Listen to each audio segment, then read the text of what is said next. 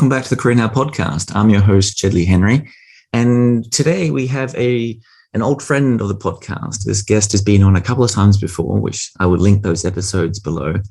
And he has a resume which is so long that if I start running through it, we're going to run out of time here. So I will be brief. This is Senior Associate Professor at International Christian University in Tokyo, regular contributor on all things from East Asia to middle power diplomacy to China and Japan, amongst so many more. And this is Stephen Nagy. Stephen, thank you so much for coming back on the podcast. It's great to be here, Jed. I just love your work, and I learn so much every time I listen to your podcasts. Well, that's a compliment I must return as well. It is always fun and always exciting and always interesting. And today we're going to talk about middle powers and East Asia, and with a focus on China. And I think that's quite appropriate the way we're going these days. So let's start. I might ask with a very simple question, and it starts at the top of one of your recent articles that you wrote. And you say the Indo-Pacific region is home to a cauldron of geopolitical challenges and rapid transformation. So we'll get into a lot of those things, no doubt, in that podcast. But just as a brief overview of the region, just to let everyone know where we're going and why this is such an important region of the world. Thanks, Jed. So I think when we look at the Indo-Pacific, there's lots of different definitions of the Indo-Pacific in terms of the geographic scope. But for simplicity's sake, I think that we could just connect the Pacific Ocean to the Indian Ocean, to the west part of the Indian Ocean. And when we think about the region, really, it's home to three of the most populous countries: China, India, and Indonesia. It's home to the most dynamic economies, which is, I think, really, really critical for us thinking about how we really moved from an Atlantic-centered economic core to an Indo-Pacific economic core, centered economic core, which means this is the place where the middle classes are going to emerge. This is the place where the next generation of consumers is going to be. This is the location where we're going to have energy challenges. We're going to have huge challenges in terms of non-traditional security issues like COVID-19, those transnational diseases. The Indo-Pacific is home to economic opportunity, economic challenges, non-traditional security issues such as climate change, migration, refugees, piracy, illiteracy. And I think, quite frankly, one of the more important, areas of concern is the lack of institutionalization in the Indo-Pacific region. And what I mean by that is shared norms, shared idea of rules, and what this is going to mean for how the region evolves. So think about digital economy and rules and regulations associated with a digital economy. Think about AI, think about cyberspace, think about how we deal with maritime challenges. These areas are all open to interpretation right now, and they're all being challenged primarily by China. And this is why I think so many middle powers in the United States and others have, focused on the Indo-Pacific and focused on this idea of buttressing a rules-based order in the Indo-Pacific to ensure that the institutions that do develop are transparent, rules-based, and really pretty much in line with, I think, the post-World War II order. And this is a challenge that we're all going to face moving forward. Now, before we get into a lot of those really interesting details here, I might start with an obvious one, which we'll touch on briefly, and then we'll jump into China and all those really challenging questions. And this is a challenging question in itself, and this is North Korea. So we're going to talk about middle powers. So we might focus on Canada. You are Canadian in heritage, and it is a interesting middle power in the sense that it could be, when you look at it geographically, as about as disconnected from the region as you might imagine. And the phrase you use as it's a country that could say more than any other, not in my backyard, it's not our problem. And yet a problem like North Korea for Canada may seem just that, as in the flight paths of missiles which have been launched in the last week and weeks prior to that. They fly across Japanese airspace. There are risks and worries for China and Russia and Korea based on the region. But you write that even if you are up in Canada, and this is as distant as you can imagine, this is still a very significant problem, not just for the proliferation of intercontinental ballistic missiles, but also that the potential for an intercept would happen and potentially an accident could happen as far away as Canadian airspace. Yeah, absolutely. So when I think about why North Korea matters for Canadians, of course, we're worried about weapons of mass destruction. Canada is, really a proponent of denuclearization and living in a world that is, free of nuclear weapons.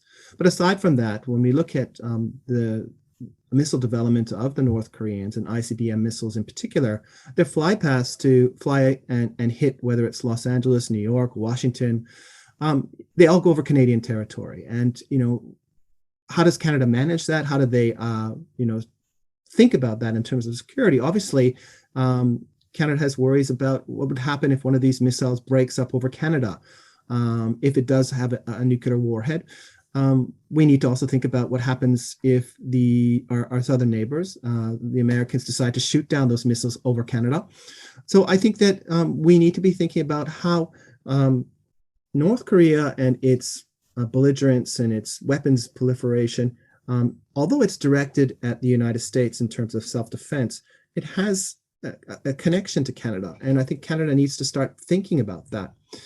Secondly, and I think importantly, is that, those missiles are not only targeted at the United States, they're targeted at Japan, perhaps South Korea. I think there's the different debates about, the value of striking South Korea with nuclear missiles. But it could potentially affect strong economic partners of Canada, and that's Japan in particular. So I do think that there's economic reasons to be thinking about North Korea. There's weapons proliferation reasons for thinking about North Korea. And lastly, I think that there's that security aspect of thinking about North Korea. And, frankly, I don't think a lot of Canadians think about this. Fortunately, policymakers are aware of some of these challenges. So if you are far away in Canada, you or a middle power similar, I imagine Australia would be in a similar position here. The one issue that you probably have heard a lot about and politicians talking about is the South China Sea. Again, a very distant part of the world geographically, but a part which I'm going to quote here, an estimated 60% of maritime trade travels through. And of course, this is more than just trade for China. On China's side, this is an issue of sovereignty. So take us to that very challenging place.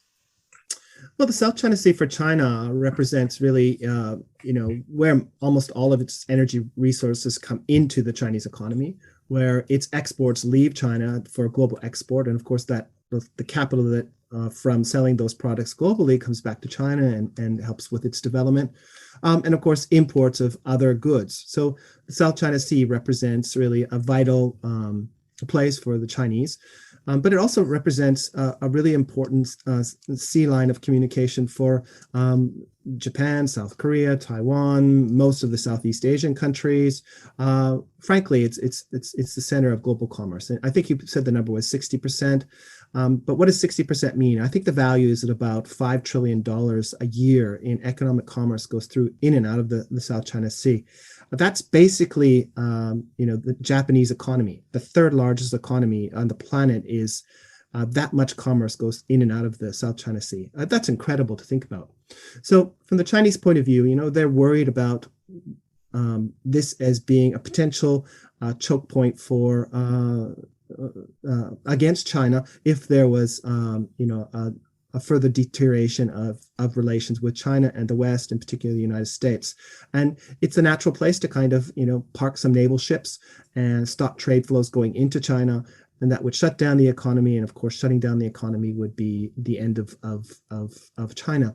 So China really sees it as an existential part of its security, core interest, and a place that they would like to dominate. And of course, that goes against national security interests of most Southeast Asian countries, Japan, Taiwan. I would argue South Korea has a huge interest in ensuring that the South China Sea remains international waterway, as well as other countries, whether it's Canada. Canada, I think, does something like $50 billion of trade in the region. So it's a global public good that really is subject to competition, and that competition is creating challenges in terms of the region. Now, you mentioned there some of the challenges in the region and China's change in stance here. And this is an important trend here because I think this bears mentioning. I think the phrase you used in your article here was regional revisionism.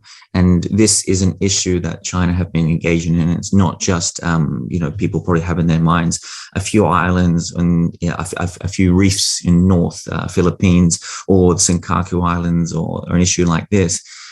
This is an issue that runs all the way down to Taiwan, and there's Taiwan down to Vietnam, up to South Korea, up to Japan, across to the Philippines.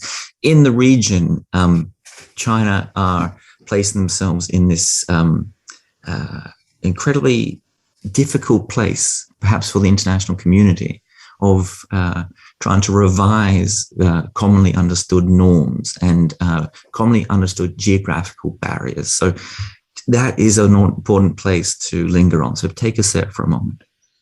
Okay, so I think it's really important for us to, if we want to understand the challenge with the South China Sea, we have to do a bit of an autopsy of what are the issues within the region. And I think it's really important for us to get a better sense of how China understands the region and what are some of its driving points. And I think we can look at it in terms of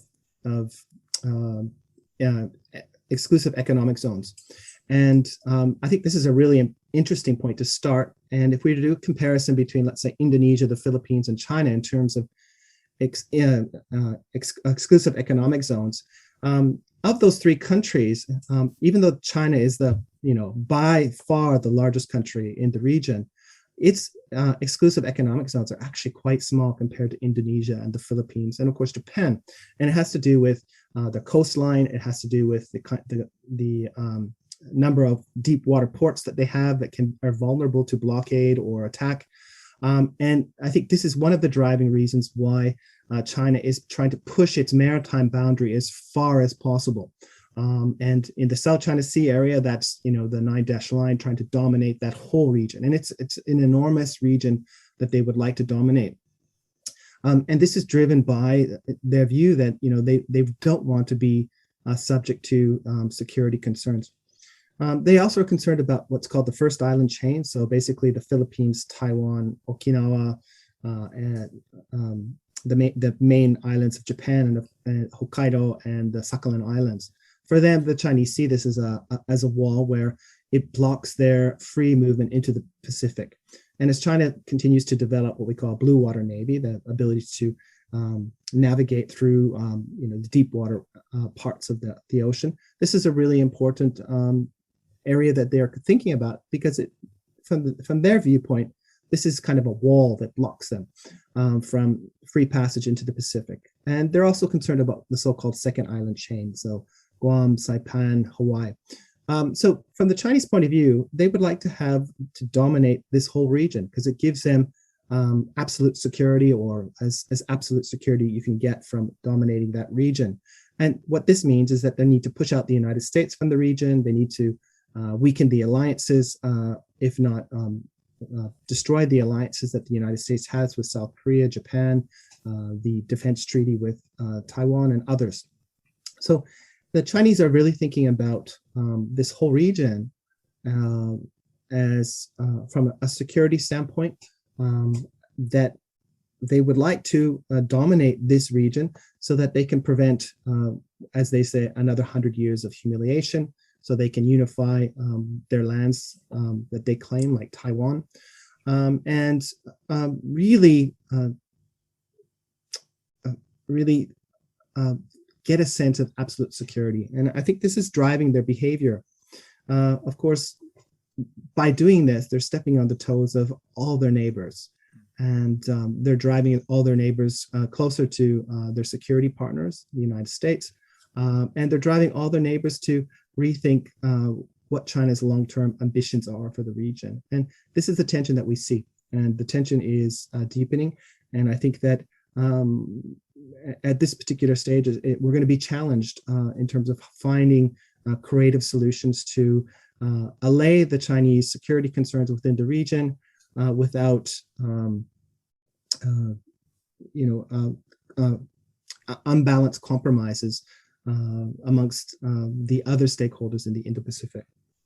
What does the view from Japan look like in this regard? You are based in Japan, and as you mentioned, a whole range of that island chain that runs up on the southern part of Japan is under question here. Chinese passed a new Coast Guard law which allows them to enter those waters, and of course this now extends Chinese domestic law all the way into Japanese territory. So from the other side of this, it looks incredibly aggressive from the Chinese side. What is the view inside Japan to this? So there's a lot to unpack there, Jed. And let's just start with how the Japanese are viewing Chinese behavior. I think they're concerned. They're concerned because Chinese behavior used to be focused on in and around the Senkaku Islands, and we've seen a transition from the mid 2000s of naval vessels coming in and out of the Senkaku areas to merchant vessels. So using these kind of gray zone operations to probe and Japanese waters and to build a case that Japan doesn't have exclusive administrative control of the islands. And it's a really fascinating discussion, and you could find a lot about it if you just kind of Google up lawfare, put Senkaku Islands, and you can get this sense that China's trying to build a legal case by electronically pinging a case where they show that their ships are coming into the waters in and around the Senkakus and out without the Japanese pushing back. So I think that's one area that Japan has real concern with. The second, I think, is really growing belligerence towards Taiwan. And, Taiwan's been in the news a lot over the past 6 months. But from Japan's point of view, Taiwan is not only a long-term friend, and there's nostalgia with regards to Taiwan in terms of its the colonial past. And frankly, I think many Japanese wish that, or they think about Taiwan in terms of, well, this is what China could have been and our relationship could have been if there was a different government in Beijing. But, Taiwan sits in between the East China Sea and the South China Sea. It's kind of a bridge of those sea lines of communication that bring the resources in and out of Japan. So Japan is now thinking about China's behavior towards Taiwan as well as a risk towards those important sea lanes of communication. And if there is a conflict between Taiwan and China, this will no doubt have serious repercussions on sea lanes of communication. And these sea lanes of communication really are the lifeline to Japan, and I should say Korea as well. And I can't, this is probably a question we should get into, but so many of the concerns about sea lanes of communication that Japan has, quite frankly, South Korea should have as well. So I always wonder to myself, why isn't South Korea a little bit more vocal on this issue? But maybe I could interview next time and you could tell me. No, well, we can get into that in just a second. Actually, I did write it down. I think it's an interesting thought. Before we do, though, I might have one. Just because you touched on Taiwan, you wrote here, and this is interesting, and I guess this has ramifications for all of Chinese behavior here, because a lot of people may look at Chinese behavior, especially these flights which they fly over Taiwan these days, and may say this is just bullying tactics. It's just a display of strength. And you write in one of your articles that this is much more than that. This is an attempt to wear down Taiwanese military equipment, a way to prevent Taiwanese military training because they are busy dealing with all these flights overboard, and a way of identifying weaknesses as well. So this, it seems, is more than just a bullying tactic or a forward claim to international law or sovereignty or control. It's probing for weakness.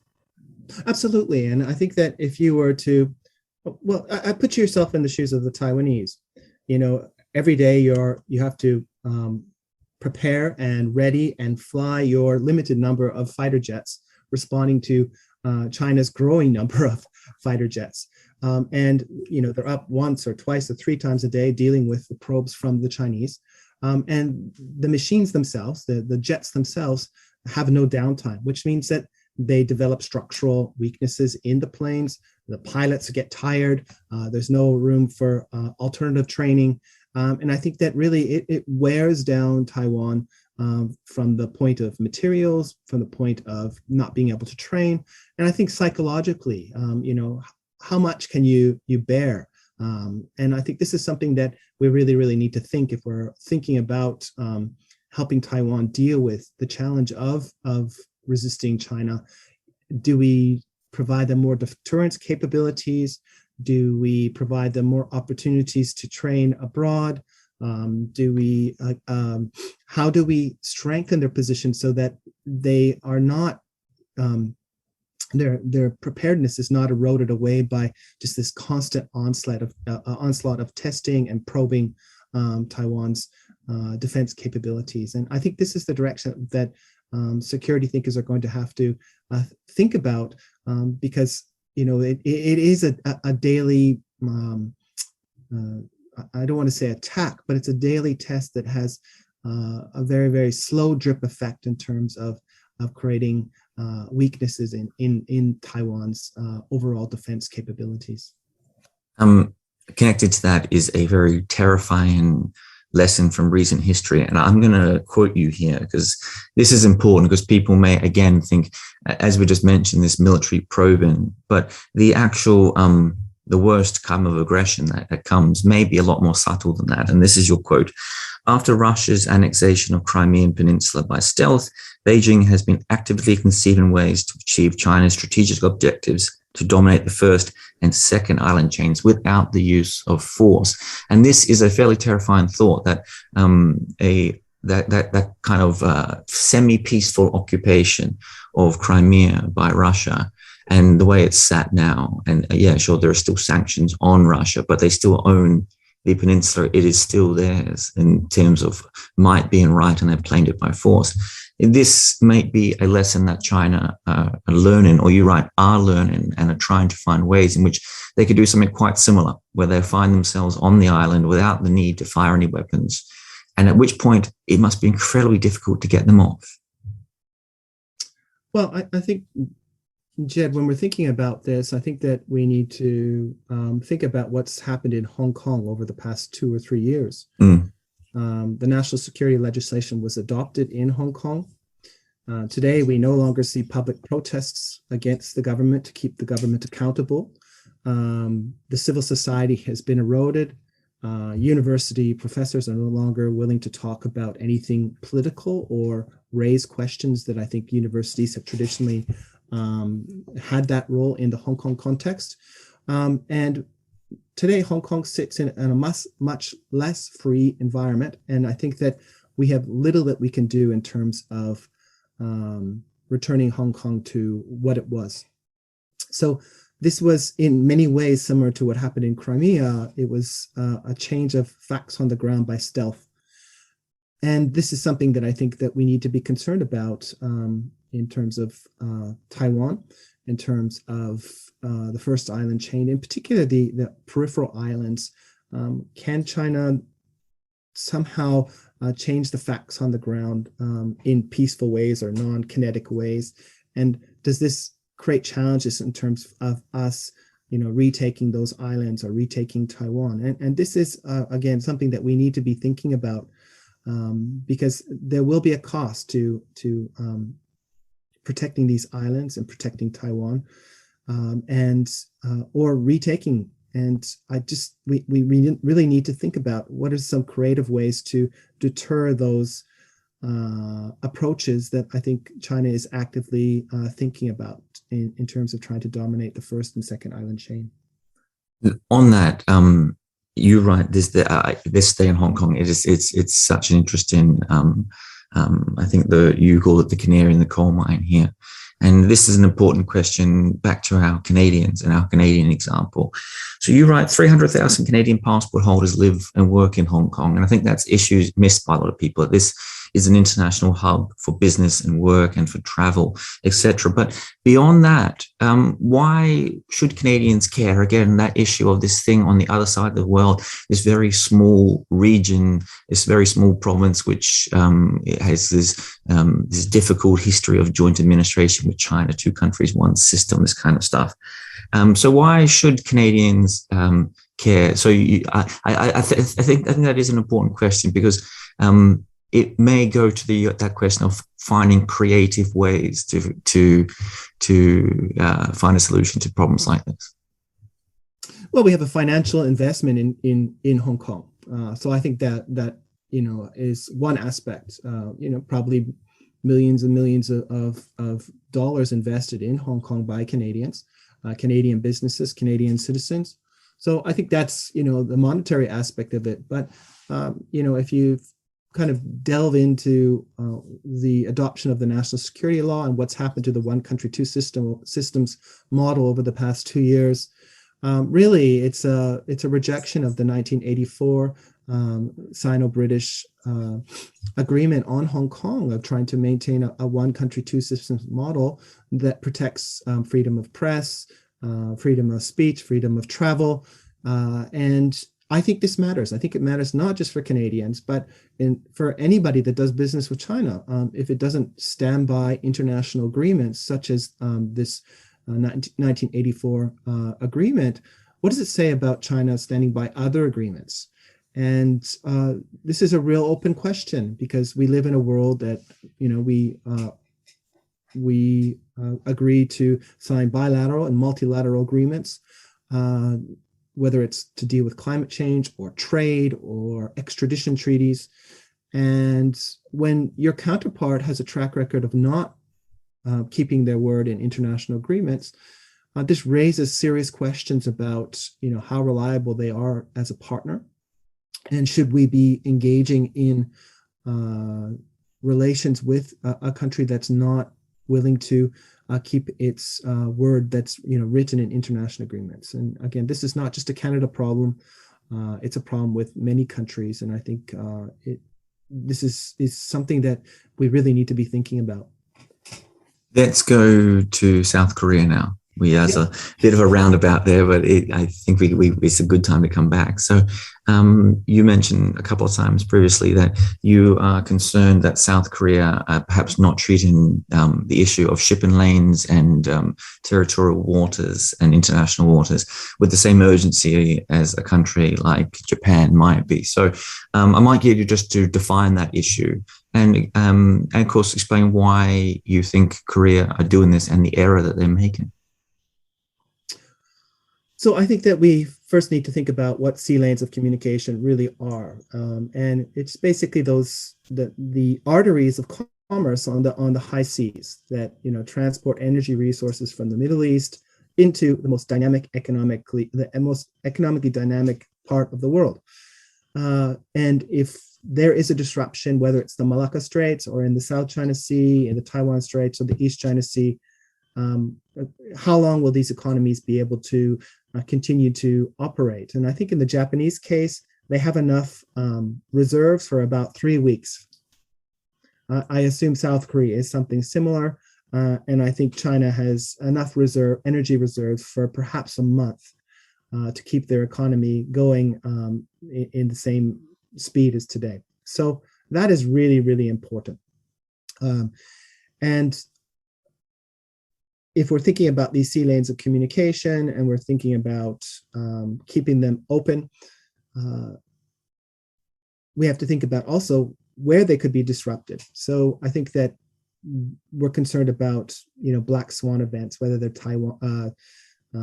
typhoons, or if you remember last year there was a ship that was stuck in the Suez Canal that stopped global trade for a week, and this had impacts.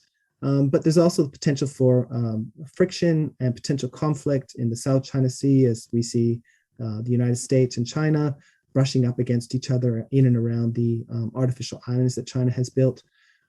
We also see, brush-ups between the Philippines and China, the Vietnamese and China, and this can spiral. It can cascade into kind of a conflict, and I think this is of a concern. We've talked about Taiwan and the potential for some kind of forced reunification of Taiwan with the mainland and what this would mean for sea lanes of communication. So, why is South Korea not more overt about this? I understand its relationship with China is very close in terms of its economic relationships and dependence on the Chinese market. It's hesitant to take a stronger line on China, especially after the THAAD missile installment in September 2017. But that being said, South Korea really is vulnerable in the same way as Japan is, as Taiwan is, as China is. It's interesting why they are not more vocal about this, or at least finding opportunities to kind of stress the South Korean side to the importance of sea lanes of communication for Taiwan or for South Korea. Do you think perhaps that a country like South Korea are just failing to understand the risk from China, or if they're failing to understand the risk from China, perhaps failing to understand the national imperative from China? In one of your articles, you have these interesting quotes from, I believe, Chinese academics, and one of them runs like this: ever since the CPP, which is a Chinese, this is the Chinese Communist Party, has come to power, it has treated domestic and foreign affairs as one integrated game, with the top priority of strengthening the CCP's control and preventing the regime collapse.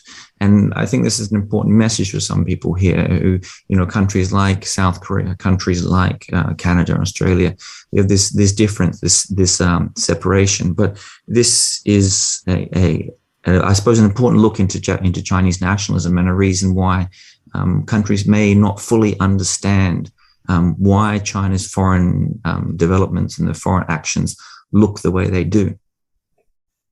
So I think that there's some really great writing on how China has a long-term paranoia about counter-revolution and collapse of the state, and keeping the state cohesive. And scholars like Sulman Wasif Khan, who wrote Haunted by Chaos, is just an excellent volume outlining from Mao to Deng Xiaoping to Jiang Zemin and Hu Jintao, and now Xi Jinping, that each leader has been obsessed with national cohesion, preventing counter-revolution, maintaining party grip on China. Others such as Rosh Doshi, and he just wrote a superb book called The Long Game, China's Grand Strategy to Displace American Order. Another really excellent read, going deeply into Chinese documents and Chinese speeches by their leaders, and documents that have been released by the Communist Party inadvertently or advertently. And both of these authors really drill down into this aspect that the Communist Party is obsessed with control, obsessed with national cohesion, and very paranoid about counter-revolution. And I think that this is they're really excellent starting points to understand why China behaves in the way it does, why it treats surrounding countries the way it does, and why it's prioritizing areas like Taiwan or Hong Kong or Xinjiang or Tibet. They are long-standing concerns for national cohesion for the Chinese, and they are from the CCP's point of view. Everything, all domestic behavior is connected, and what happens in the periphery, whether it's with regards to South Korea or Japan or the South China Sea, these are all connected to domestic politics and keeping the CCP in power. I really hope you're enjoying this episode of the podcast, and I apologize for this interruption, but I'm just going to take this moment to remind our listeners that we've made a conscious decision here in the Korean App podcast not to run advertising in any way. So if you do enjoy the podcast, and you listen regularly, and you do want it to continue, it is important that you do your best to support us at the links below, or by sharing, liking, or commenting on the podcast across social media. All your help in this regard is invaluable. And now back to the episode. How different, how separate are the I suppose the most fundamental values of the Chinese Communist Party with Western values? Because this is something that you've written about a bit, and you've touched on it a touch there. for many countries out there in the world, and for many people, at least until recently, they would have thought China were a country that was probably that in terms of values very similar to us in some ways. They value economic growth as much as anything, and increasing prosperity and international trade, and even at a point perhaps international cooperation. And it seems that recently a change has been not just from Xi's China, but from our side as well, a change in understanding between us and China, and perhaps a stronger realization that there are a huge amount of differences in the values that we have between the two countries. So what are the differences? Because as I said, I think many people may look at China and think, I'm not entirely sure what makes us so different from them. So in some ways, I think we need to separate Chinese citizens from the Communist Party. But, when I think about what are the values of the political institutions and the CCP in China, I go and read the Chinese authors themselves. And, Tsinghua University's Yan Shuitong is a really excellent, I think, example of an articulate writer about what China wants. And I think, in one of his recent articles, he's explicitly, said that, China will work hard to shape an ideological environment conducive to its rise and counter Western values. In particular, he focuses on democracy and freedom from the perspective of electoral politics and personal expression. For Professor Yang, he and China is defining democracy and freedom from the perspective of social security and economic development. So, and we've seen a lot of this over the past year.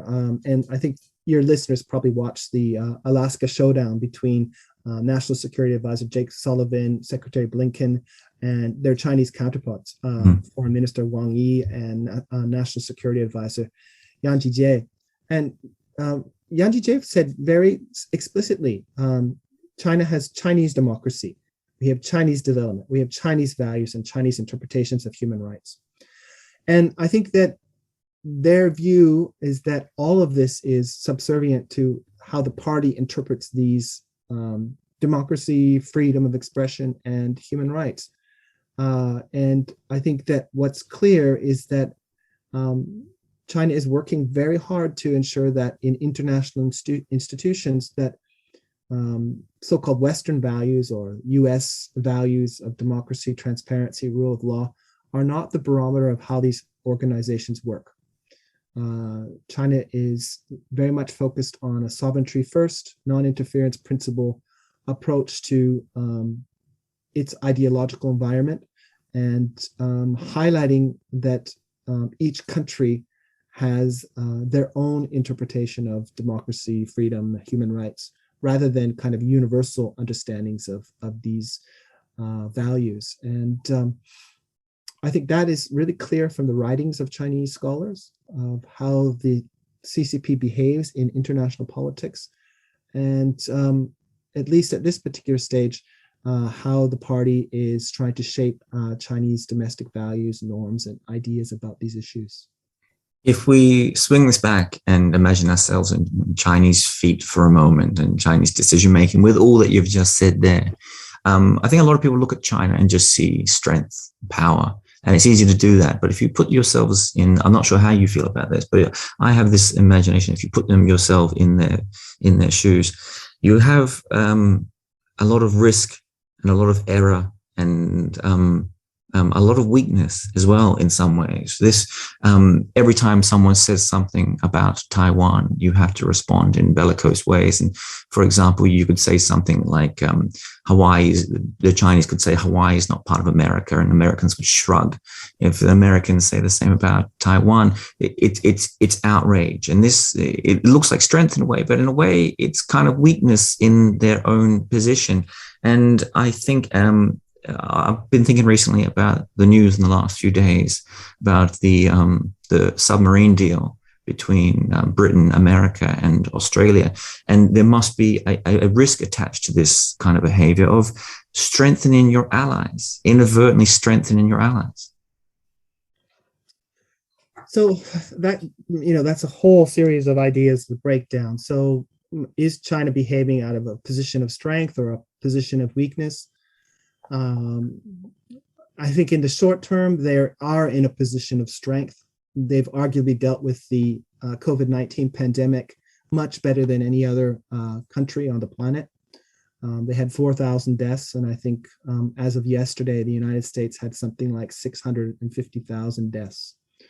And we're still struggling with the pandemic in many countries, and the Chinese are still wearing masks, but their economy is by and large open for business. So I think in the short term, they do have a sense of hubris, and that their political system has been able to manage the COVID-19 crisis much better than other countries. That said, I think it's a dishonest appraisal of their own success, because they are comparing themselves to the United States. They don't do a comparison with South Korea, where you are, Japan, where I am, Australia, New Zealand, and other countries which have largely had soft lockdowns and have returned to normal life without the draconian lockdown that I think the Chinese initially had. And if you followed the regional outbreaks that China's experienced over the past 3 months, and the latest one was in Fujian province, where they just shut down a whole city of 10 million, 15 million people, test them all 3 or 4 times. Their approach seems rather all about power rather than nuance. So I really think that we're thinking about China. Is it in a position of strength, or is it in a position of confidence, or is it weak? And I think that in the short term now, they have a sense of hubris. But I think that policymakers understand very clearly that the macro data on China is not good. And I'm talking about demographics. I'm talking about the environmental problems that they have. I'm talking about the quality of economic development. And I just want to, this is really interesting. And it's data from my last visit when I was in China, which I visited the Chinese Institute for International Studies, and a very thoughtful scholar or think tanker there gave us some really good data. And he said, you know what, the South Korean economy, the service sector is about 80%. And that service sector is, high quality or pretty high quality jobs. In Australia, it's about 70%. Japan, it's about 90%. But you know what the service sector in China is? It's about 55% of the economy. And the Chinese scholar proceeded to tell me, and he broke it down even further. And he said, of that 50 or 55% of the economy being a service sector, about 80% of that service sector is low quality jobs. And my counterpart, he said specifically, it's like the Chinese version of a Walmart or a McDonald's job. You can't live in Shanghai or Nanjing or these top tier cities on a Chinese version of a Walmart or a McDonald's job. And basically saying that the strength of the Chinese economy is rather superficial. And when you drill down at a more granular level, that the quality of economic growth, the economy isn't making Apple jobs or university professor jobs or big business jobs. It's making low wage service sector jobs, which really are making it makes it very difficult for ordinary Chinese to move up the social ladder, to pay for their kids' education, to really be active consumers in China. And I think they understand these fundamental weaknesses. And from my viewpoint, I think that the government is very much intent on locking in as many gains as it can in the region and in its periphery before all these domestic contradictions really make China turn inward and deal with all the domestic challenges that it's going to have in the next 5 or 10 years. I want to pause there because it's such an interesting thing you've been talking about there, about this macroeconomic data and the internal contradictions within China. So China's been growing at this rapid rate for a number of years, and people have always been impressed by this huge rate of growth. And yet people have also known that the central government has had their hand on the dial, so to speak, building ghost cities and things like this, simply to keep economic development going. And you must have seen, and listeners must have seen, in the last week, I suppose, almost collapse, which is coming, of Evergrande, which is this large construction, I suppose, conglomerate. I think it's based in the southern part of China, in Shenzhen and Guangzhou, but of course it's a nationwide company. $300 billion collapse, all these investors and people who owed money standing outside asking for it. So do you see this as the tip of an iceberg, or how? I'm wondering how you thought about those events playing out throughout the week. Well, I do think it's a bit of a tip of the iceberg. We really don't know the extent of the shadow lending in the Chinese context. I think that the debt that we understand and we know in China is something like 200% of GDP. Some of the best estimates that I've seen in terms of the shadow lending, the shadow debt, is double that. It raises serious questions. Again, going back to your question about, is the Chinese behavior real, based on a position of strength or a position of weakness? I think that more and more taking aggregate data suggests that a lot of that behavior is performative. And when we look into the real fundamentals of the economy, in terms of debt sustainability at the local level, at the national level, if we look at the public debt versus the shadow loans, it raises serious questions about the sustainability of the Chinese model for economic growth. Now, you mentioned these ghost cities, and I think that ghost cities are quite interesting, and I think that China plans ahead. And the ghost city, I think what's seen in the media is they build these ghost cities and nobody's there. Actually they build the cities first, and then they have to build the public transport into those cities. So what we see is that the ghost cities are built, people buy them, and then once the infrastructure is built, they move into them. So I think that story is a little bit inaccurate in terms of thinking about Chinese growth. I think a better barometer of thinking about some of the problems in the Chinese economy is looking at the BRI, the Belt Road Initiative, and thinking about how the Belt Road Initiative is used to deal with overcapacity of labor, overcapacity of production, and to continue to keep millions of people employed as the economy continues to slow because of structural issues, as the Chinese government continues to try and move the Chinese economy towards a more high value added economic model. So I would focus on the BRI rather than ghost cities, because I think the BRI really represents how the Chinese are trying to find a solution until they can find their way to a more sustainable economic model. Well, if we wind that out again to our middle power example of Canada, and I think this is pretty important because countries like Australia and Canada have all suffered recently, South Korea in the same way. That is, China is this huge economy, and everyone wants to trade with China, and yet China is now, in recent years, shown itself to be a huge risk in this regard, as in I think similar to what we mentioned earlier, completely they have no qualms about attaching economic harm to countries based on political decisions or internal domestic decisions that they are unhappy with on countries. So this is, I'm assuming this must be one of the largest challenges out there in the world. So when countries must want to get into the Chinese economy still, and I think interestingly in some of your articles you say, despite a lot of these things, despite some of the clashes that have happened with Canada and Australia, when you look at it, the economic ties continue to deepen in some ways. But there must also be opportunities out there in the world. I'm thinking of countries like India or Bangladesh or Latin American countries who see China as perhaps a more risky destination now. And countries like Australia or Canada might now think, well, it's slightly more difficult, perhaps slightly, it costs slightly more, but these countries are safer than China. So I think that this is such an interesting question. I call it the China paradox. That relations between China and the top 18, most developed countries on the planet, except for Singapore, their favorably ratings for China are all at record lows, but trade is up.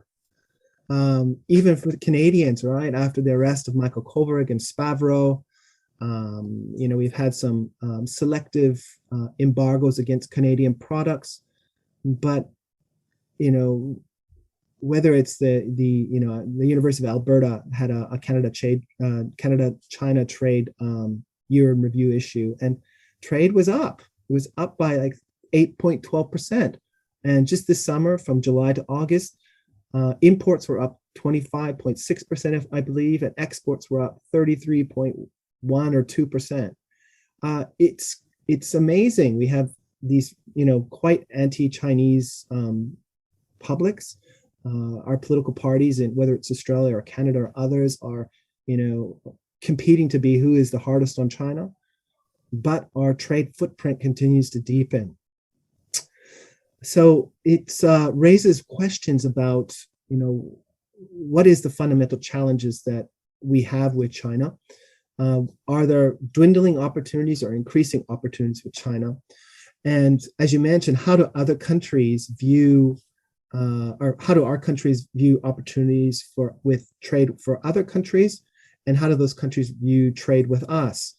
And I think what's clear is that China continues to offer a growing middle class that wants to consume our agricultural products, our iron ore, our cultural products, and more, and that we don't see the same growth in, let's say, India or Southeast Asia or South Asia. And until those economies really start to grow a substantial middle class of consumers, I think the game is going to continue to be with China. Now, that doesn't mean that there's going to be selective diversification of how we do trade. Canada's happy to buy Australian wine, but we're not so happy to buy Australian beef. So I think that we're going to have to find ways to selectively diversify and find safe markets for our products, those ones that are particularly sensitive to economic coercion by, let's say, China. And I think that this is going to become a growing trend, but still, I don't see any fundamental decoupling from the Chinese market in the short to midterm. You mentioned there Michael Spavor and Michael Kovrig, and we have to come around to this. And this is one of these human tragedies that have been tied up in this. And this, for me, is one of the most unsettling aspects of this for China. I've been to China a lot. My family used to live there, and I really love the country. But I myself might be a little bit, I'm more reticent to ever go these days after Corona, of course. And it's got to do with the change in nature of the Chinese government when it comes to hostage diplomacy. So I might get you to explain what has happened to Kovrig and Spavor, and of course other people in I know this has not just affected Canada, but other countries. And what China's strategic calculation is here, and what is the potential missteps that they are making here. So Michael Kovrig remains uncharged at this particular time. Michael Spavro was charged with espionage, and his, the period of time that he was going to be punished for is 11 years, which was much more severe than we were expecting. And it was timed to, I think, a few weeks before the decision in the Canadian courts in British Columbia about whether or not Miss Meng Wanzhou will be extradited to the United States.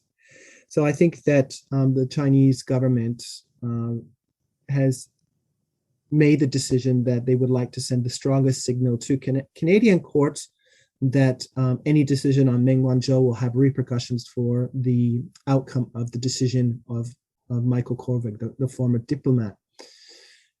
So it's a kind of bullying. It's a kind of interference in our legal process.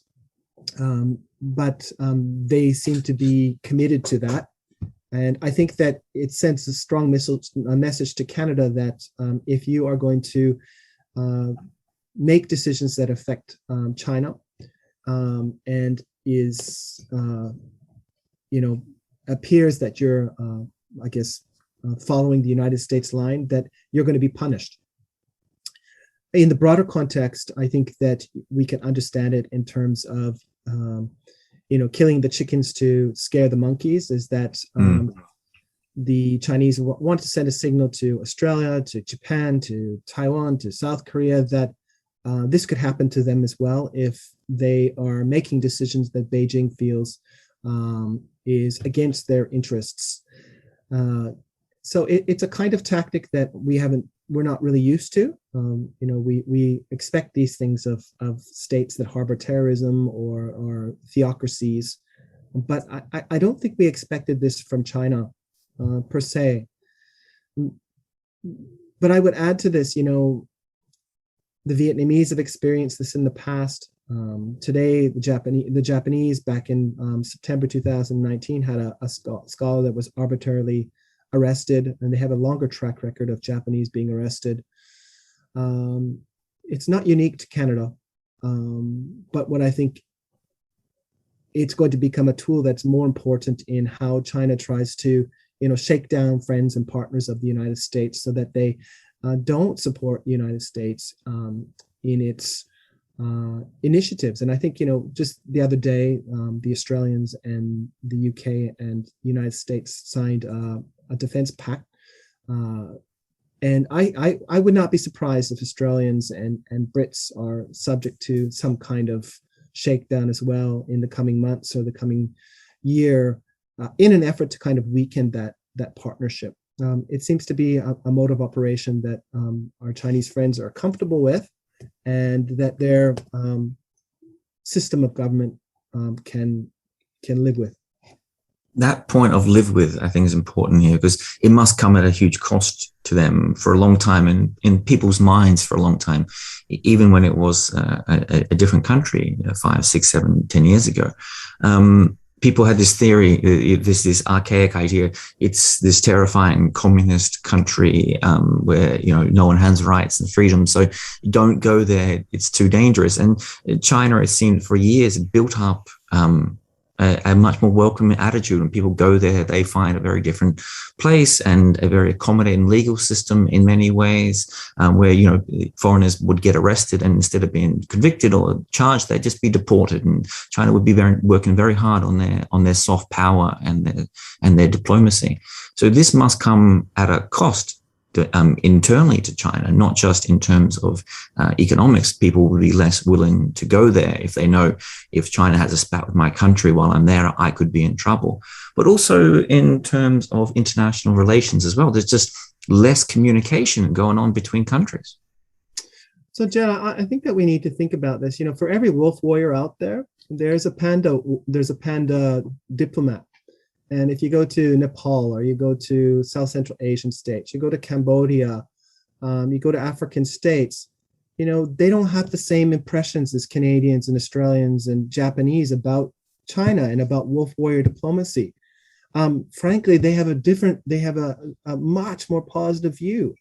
And whether it's because of the vaccines that they were given, or the fact that they've built infrastructure in those countries have a different view about China and about their diplomacy.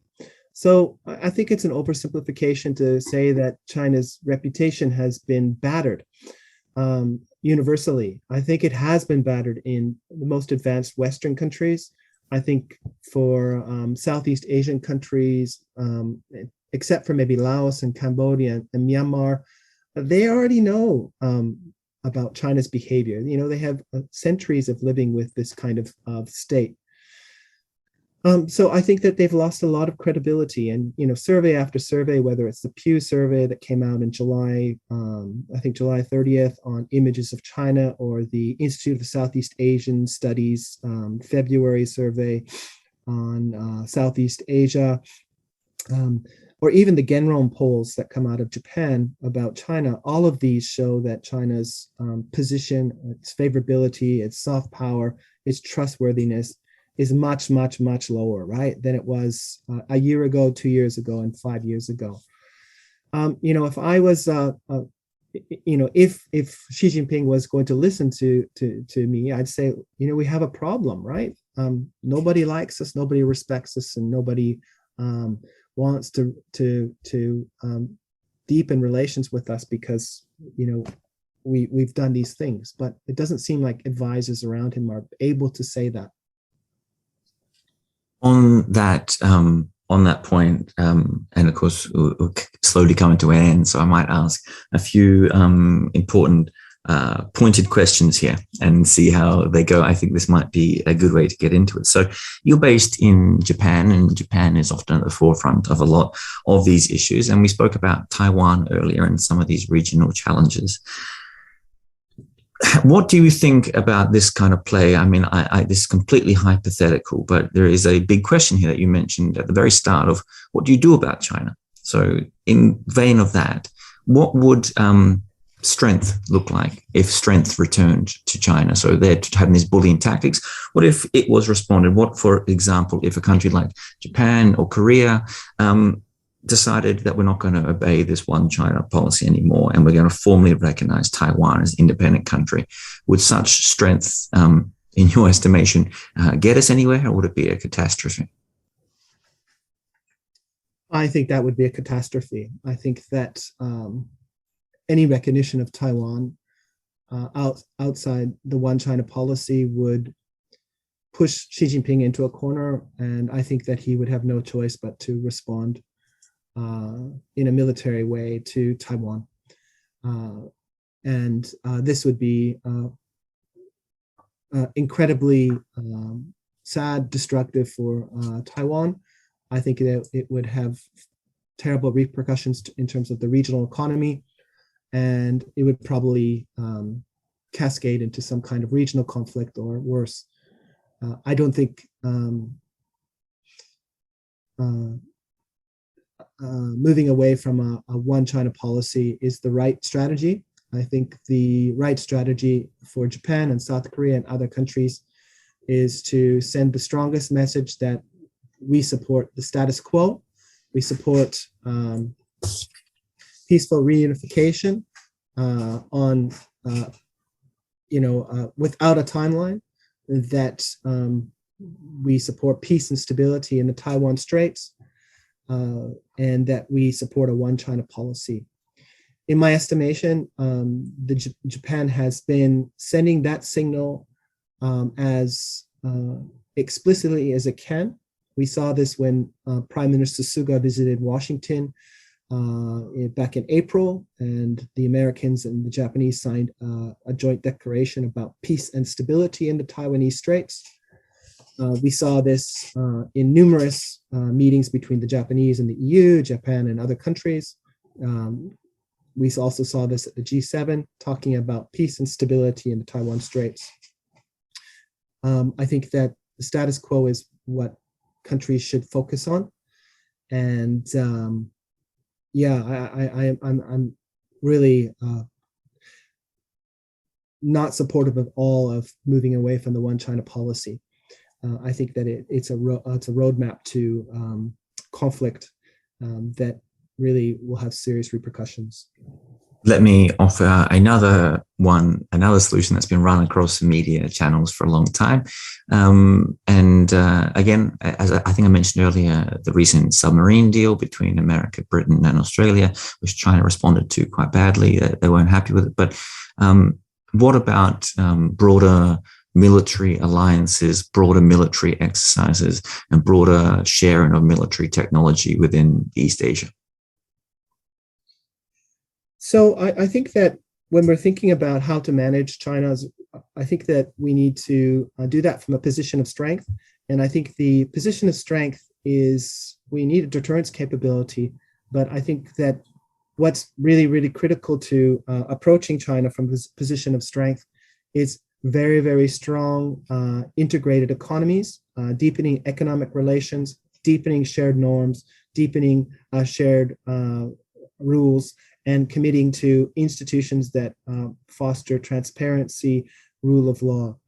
So for me, things like the Comprehensive Progressive Trans-Pacific Partnership, the Regional Comprehensive Economic Partnership, the European, Japan, Asian Infrastructure Investment Connectivity Project. All of these have the effect of embedding and integrating the region through various initiatives. They also embed China in these initiatives. So I think that is the way to I guess, weaken China, but also bring it into a broader array of countries so that it has interest in regional stability. On the security front, I think that enhancing deterrence capability is really, really critical. I think some of the directions moving forward will include a Japanese version of A2D2, anti-access, anti-denial strategy on the first island chain and the second island chain. I think that places like Taiwan need to develop what we call a porcupine strategy, right? To make any kind of attempt to unify Taiwan by force very, very, very painful for the Chinese. And that will give the Americans and other countries enough time to come through. I think that we need more security partnerships. And I think last year, the Japanese and the Australians came to an agreement that they're going to move forward on a defense treaty with reciprocal basing rights. They'll do training in each other's countries. We see Canada and other countries sending their ships. Actually, just last week, we had a Canadian naval vessel in Yokosuka. I think that bringing resources into the region is really, really critical so that there's more stakeholders to send the message to China that, collectively we disagree with your views and we're going to enhance our deterrent capabilities. At the same time, we're going to invest our diplomatic, economic, and developmental resources in the region to strengthen its integration, its economy, and its ability to, and its strategic autonomy to be more resistive, I guess, against Chinese economic pressure. If we can wind this just back to Canada briefly here as our middle power example, and I'm looking at another quote from yours, and I think this is probably, I'm not sure how you see it, but it seems to me a very important point that would go a long way to helping us find solutions to the problem, and that would be to import upon populations in Australia, in Canada, in Britain, in South Korea, in Japan, just how big the risks are here and how significant they are. And even if they're risks that we are not necessarily taking ourselves, and you right here, could Canada abstain from joining its allies, such as US and Australia, as they come to defense of partners in the region? The answer should be no. And I think that point should be, we should pause there for a moment and open that up a little bit, because I suspect a lot of people, and I suspect the behavior of countries like South Korea, are probably imagining that even if there is a conflict, perhaps they could sit on the sidelines in this. And there's an implication there that this just isn't possible. So that's a really tough question. And in the past, and I think if we look at the Second Gulf War, with the invasion of Iraq, Canada and France and others didn't step in with the United States, but they did step in Afghanistan. So that leads to questions as whether, in this case, Canada or South Korea would step in if there was some kind of issue with regards to Taiwan or Japan. I personally think that it's in our national interests to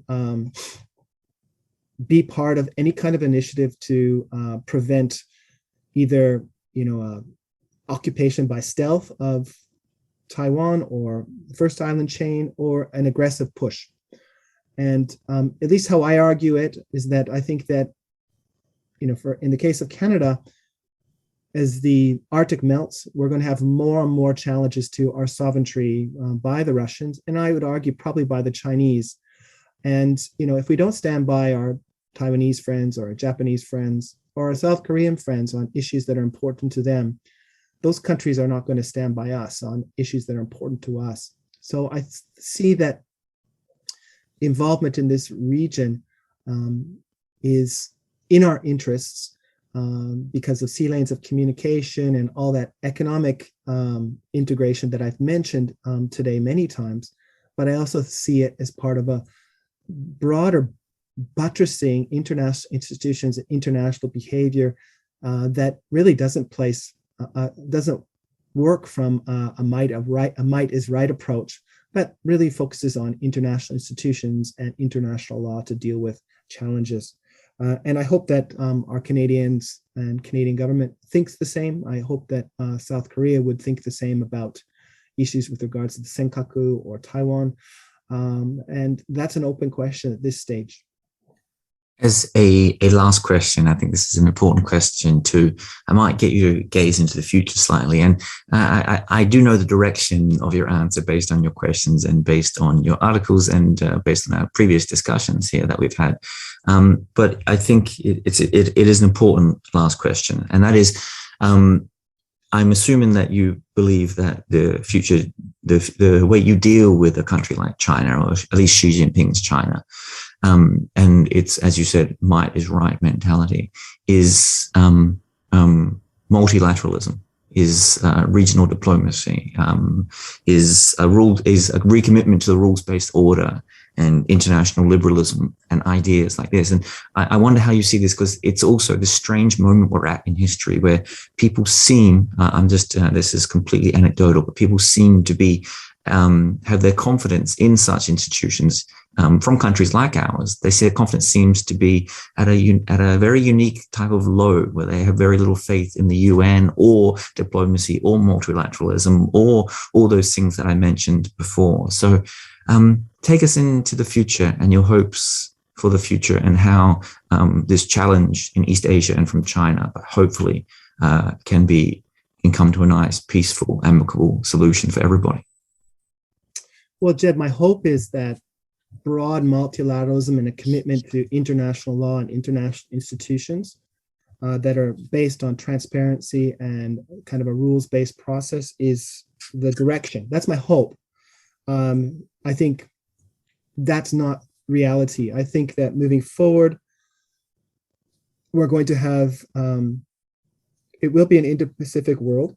I think that what we're going to see is different layers of institutions and multilateral cooperation that's going to deal with different challenges. I think the AUKUS, or however you want to pronounce it, the Australian, American, and UK Defense Pact is a pretty good example of that. This is a kind of it's the newest defense pact. It's the newest form of defense cooperation. It's of the like-minded countries. It's interesting that Canada's not part of that and Japan's not part of that, and that's a whole different discussion. But I think we're going to see that sit alongside the Quad, and the Quad. Again, the United States and Australia are pretty comfortable on the forefront of defense. Japan is a more nuanced approach because its biggest trading partner is China, and that's not going to change. But it still is really concerned about Chinese behavior. India is the least committed in terms of security partnership within the Quad. And the Quad has evolved now, I think, at this stage to focus on providing public goods through infrastructure connectivity, vaccine development and distribution to emerging countries. And we're going to have a Quad summit in Washington this month. And I think there's going to be more commitments along that lines. And then we're going to have other layers of institutionalism within the region. Those trade agreements, such as the Trans-Pacific Partnership, it's going to continue to expand. And I would argue there's going to probably be a TPP 2.0, in which the United States basically leads a new kind of TPP. We're going to see the Regional Comprehensive Economic Partnership continue to evolve. And we're going to see a whole bunch of layered institutions and agreements that are going to tangle up China and constrain its worst instincts. Whether that will be successful or not, still, we have to watch. But I think that's the general trend, is that we're going to have different layers of cooperation in security, diplomacy, economy, that aim to deal with the challenges in the region, which are, I think, broadly centered in China. It's a wonderful note to end the podcast on as well. Below the podcast, I'm going to link my previous 2 interviews with Stephen, but I'm also going to link the links and the places where you can go to Stephen's academic profile and his weekly writing, and you can access all the articles that I used as research for this podcast. And they are not just interesting reads, they are wonderfully well written. So I really cannot encourage listeners enough. And on that as well, Stephen Nagy, thank you so much for your time. We have to do this again in the future. It's such a pleasure. Thanks, Jed. I hope we can do it in Busan, where you are, or Tokyo. And I always love these discussions. And again, I'm a big fan of your podcast. I listen to it every week when it comes out, because I learn a lot. And that's really important for me. And I love to share with my students and colleagues as well.